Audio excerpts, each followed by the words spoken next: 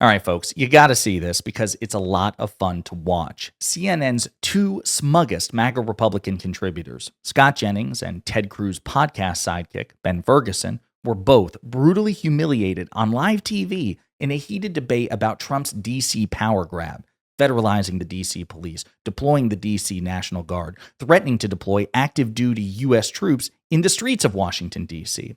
In Jennings' case, it was when his own words were thrown back in his face, and in Ferguson's case, it was when he revealed, again on live TV, that he doesn't understand how linear time works. But before we unpack all that, if you end up liking this video and you want to support the channel, please be sure to hit the like, subscribe, and alert bells before you go.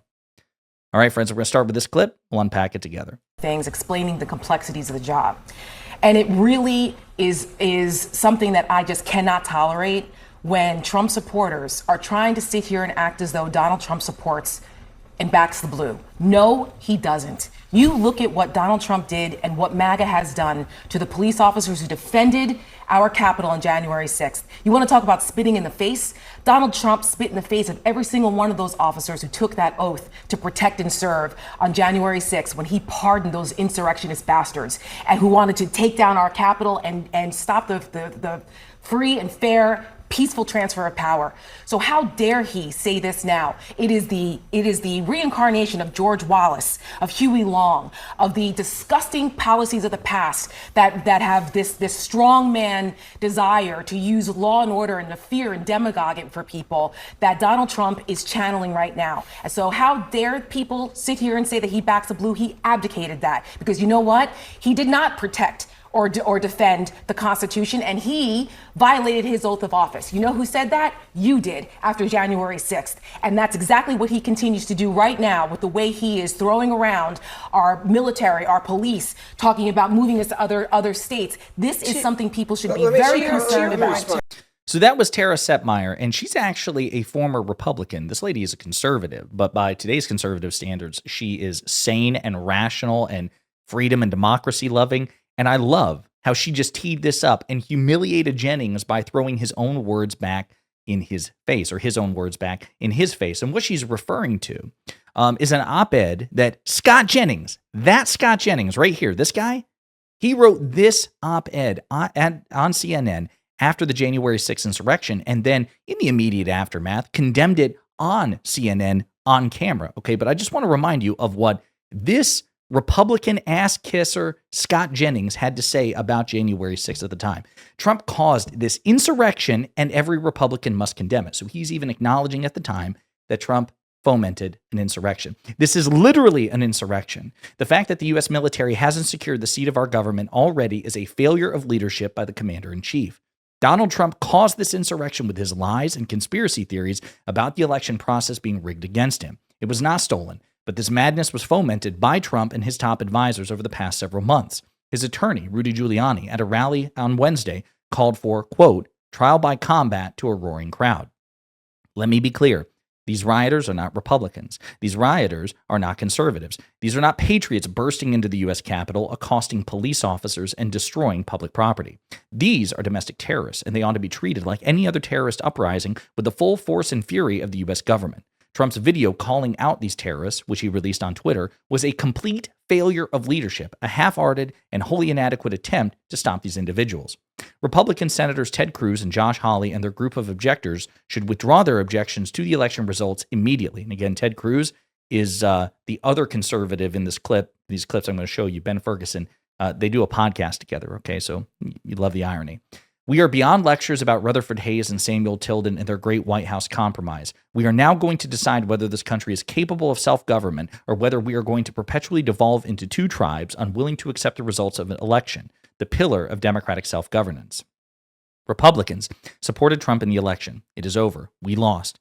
Now all Republicans have a duty to support the Republic and the Constitution by condemning this terrorism, rallying behind the peaceful transfer of power and our constitutional institutions, and demanding all of the actions within the power of the President of the United States to restore order to our Capitol. To anyone attacking the Capitol, you are no different from any violent Antifa rioter you claim to despise. Today, you are them.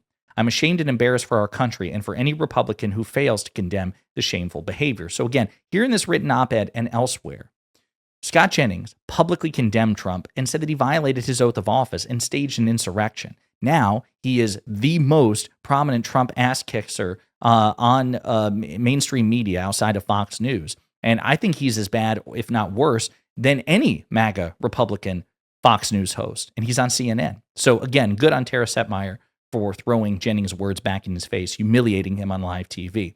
Then there's this prick, Ben Ferguson. You might see him on Piers Morgan from time to time. He's humiliated when he goes up against any liberal or progressive on Piers Morgan. He's Ted Cruz's sidekick. As you know, Ted Cruz is the most infamously unlikable senator in the Senate, Republican or Democrat. And this guy is his sidekick. So you're even less likable by definition. You're kept around because you're even less likable than Ted Cruz. You make Ted Cruz look better by comparison, and that will shine through in the clips I'm about to show you. If you wanted to deal with violent crime, really, where it's really bad in this country, there are a lot of places that he could start. But he can start in the nation's capital where it is really bad. And if you look at the numbers, I understand you're excited about a 30-year low. He's saying we're not done yet. You start and you keep going, and there are people there that are dying. There's people, go back to 2023. For every 100,000 people, 1,200 violent crimes and 4,300 I know it's incredibly crimes. Convenient to go back to 2023 when well, there those was are when we a have violent numbers. So I'm trying to be accurate for we you. have 2024 numbers. When 2023, you're right, there was a spike in violent crime in D.C. and in other parts of the country. But I think the point is that violent crime is on the decline. It's not just a D.C. thing. It's across the country. I agree, and a lot of it's leadership of Trump. No, it was happening before Trump. It has nothing to do with. I strongly disagree. Wait, hold on a second. At least what evidence do you have that it's the Number leadership one, of Donald Trump? when you have the President of the United States of America that's enabling law enforcement to do their job, when you have ICE agents that are going out there, why did when the you're getting trend violent, start before Trump was president? Yeah, but when you have a president that says, Ben, why would the trend start before Trump was president if those are the reasons that crime is I going go down? back to what I was saying a second ago. You look at the president; he's empowered law enforcement to do their job. We are seeing numbers come down. So by that logic, you President have a president Biden, who has decided. President Biden was not tough on crime. The bipartisan. I don't think anyone would say that he was. By that same logic, okay, why would violent crime start plummeting in 2024? It wasn't plummeting. It went down 50%. It went down significantly. 50% from 2022 to 2024. Where I was born in Memphis, Tennessee, they would not say it plummeted. I guess what I'm saying is that's just not true. 50%. So do you see what's happening? You can see the panic in his eyes. He fucked up the timeline so badly as soon as she mentioned 2024. Because who was president in 2024? Joe Biden, not Donald Trump. Which means, by Ferguson's own logic, given that crime is falling on Trump's watch and he's giving Trump the credit, when crime fell on Biden's watch, Biden gets the credit. And you can see Ferguson go, oh shit. Well, Joe Biden wasn't tough on crime, but crime fell on Biden's watch by 50%. That is a plummet. That's not a slight downward tick. That is a plummet. That is a plunge, okay?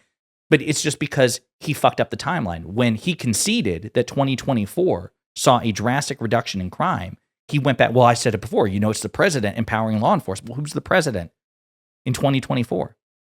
Joe Biden. He doesn't know that. He's too stupid. He forgot who was president in 2024. And Republicans have this really bad habit. It's not just Ferguson, Jennings and others. They routinely do this. Like when they complain about, Joe Biden's FBI, back in 2020, they suppressed a Hunter Biden laptop story. It wasn't Joe Biden's FBI in 2020. Donald Trump was president in 2020. All those lockdowns, all Joe Biden's lockdowns during COVID, those lockdowns occurred when Donald Trump was president because they happened in 2020. Joe Biden didn't become president until January 20th, 2021. You see how they do this all the time? Because they're so stupid. He's just an incredibly dumb person. You see it real time where Abby Phillips like, whoa. Wait, this timeline does not add up at all. So I love it. I love it. But it doesn't stop there. Ferguson's stupidity was once again put on full display in this clip. Nationwide, let's use actual numbers as examples. There are 18 other cities that have more violent crime than Washington, D.C. Number one being St. Louis, Missouri. 4 times the homicide rate of Washington, D.C. I don't see Donald Trump sending National Guard troops and taking over the police department there. Or in Memphis, or Memphis, Tennessee, another red state. Right, okay, then Memphis was one of the murder capitals of the world. Yeah. And how come you're not calling for Donald Trump to send National Guard troops in there? Because I also understand the laws, and I understand that it's different in Washington, D.C., as it was what about New explained York? by Joey. Wait. He said he wants to wait. He said he wants to also move this little experiment here of taking over cities and police departments to New York, Chicago, It's amazing Baltimore. how much you guys get mad about fighting crime. So no, don't change the subject. Nobody's getting mad about fighting. Wait, time out. Let me finish. Nobody's getting mad about fighting crime. So good on Tara Sapmeyer for shutting this shit down. Ferguson is reduced to distractions when he's outclassed on the facts, and this is the case here. So if Trump's logic is that he's deploying the D.C. National Guard because crime is out of control in D.C., then Trump should have deployed the National Guard in St. Louis, Missouri, and Memphis, Tennessee, Ferguson's own hometown, right? Because they have even higher crime rates than D.C. Unless, of course, it's not actually about fighting crime, in which case it's about asserting control over a blue city. So again, Ferguson's checkmated here. Trump did deploy the National Guard in California over the objections of California Governor Gavin Newsom. He just put the National Guard there as a show of force and to flex on Newsom, all under the auspices of fighting crime. He did it in L.A. So he's not just doing it in D.C., he did it in a blue state and a blue city, Los Angeles, California. As Sapmeyer pointed out, he threatened to do so in Chicago and New York City as well. All cities outside of Washington, D.C. The idea, well, the rules are different in D.C. So no, it's bullshit. Trump clearly has a vision for projecting National Guard control in other cities and states. In which case, if the logic is to fight crime, then Ferguson's hometown, Memphis, Tennessee, should have National Guard troops, as we speak, marching down Beale Street in Memphis, Tennessee. But we don't see that because, of course, Tennessee is a red state. We don't see that in St. Louis, Missouri, because Missouri is a red state. It's not about fighting crime. It never was. Ferguson knows that. He's outclassed on the facts. He's losing the debate per usual. And so he's bitching and moaning and trying to virtue say, you guys don't want to fight crime. It sounds like Donald Trump doesn't want to fight crime, given that he's not deploying the National Guard in crime-ridden states like St. Louis, Missouri, and Memphis, Tennessee. Sounds like he should be deploying the National Guard in red states. Why isn't he doing that? So got one last clip here, which is kind of inside baseball for those who may not watch Piers Morgan as much as I do. Ferguson is a guest on Piers Morgan. We've covered Ferguson's appearance on Piers Morgan. One of the things he likes to do is interrupt people, but then he bitches and pisses his pants and like shits his pants in rage when somebody interrupts him. Brian Tyler Cohen has pointed this out. Destiny's pointed this out. And Tara Sapmeyer points this out as well, that he's a hypocrite, a thin-skinned snowflake hypocrite when it comes to interruptions. Really just sad is that there's people that are sitting at this table that clearly want this to be a failure. Where are those people? I think you're one of them. What? You don't put words in my mouth. I never said that, and neither did Dan. You come out here with the talking points. Oh, we want him to negotiate from a position of strength, not bringing a war criminal on U.S. soil and saying, I'm not allowed to interrupt you, but you can interrupt me and overtalk the whole time. Great. I love that she pointed this out. Point it out, mock him, humiliate him on live TV, just as they did with Scott Jennings. This is really, really good, folks. In the meantime, let me know what you think in the comments.